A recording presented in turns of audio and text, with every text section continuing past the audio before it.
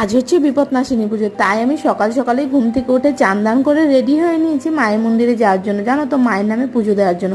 তো এখানে দেখো আমি একটা লাল সাদা পাড়ের শাড়ি পরে নিয়েছি, পরে রেডি হয়ে নিয়েছি। তো এইদিকে না আমি ঘরের ঠাকুরের পুজোও দিয়ে দিয়েছি। তো চলো মায়ের জন্য কি কি নেব, মানে কি কি জোগাড় করেছি সেটা তোমাদেরকে একটু শেয়ার করি।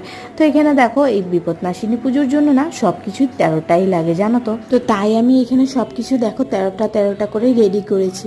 তো চলো একে একে তোমাদের কাছে সব কিছুই, মানে তোমাদেরকে সব কিছুই দেখাবো। তো এখানে দেখো মায়ের জন্য একটা ওই পলা নিয়েছি আর নোয়া নিয়েছি, আর আলতা সিঁদুর তো দিতেই হবে, বউ মানুষ। তো এটা হচ্ছে মেন, সব কিছু সবার থেকে ওপরে হচ্ছে এই জিনিসটা। তো যাই হোক, তো চলো তোমাদেরকে ভালো করে সব কিছু আমি দেখাচ্ছি। তো দেখো এখানে হচ্ছে ফুল নিয়েছিলাম 13টাই। তো এখানে আমি 13টা ফুল না গুনে গুনে রাখছিলাম। তো কি কি ফুল নিয়েছি কি রকমের, তো সেইটাই দেখে দেখে রাখছিলাম যে 13টা হয়েছে কিনা। আর এই ফুলগুলো জানো তো আমাকে একটা কাকিমা রেডি করে দিয়েছে, কারণ হচ্ছে কালকে আমি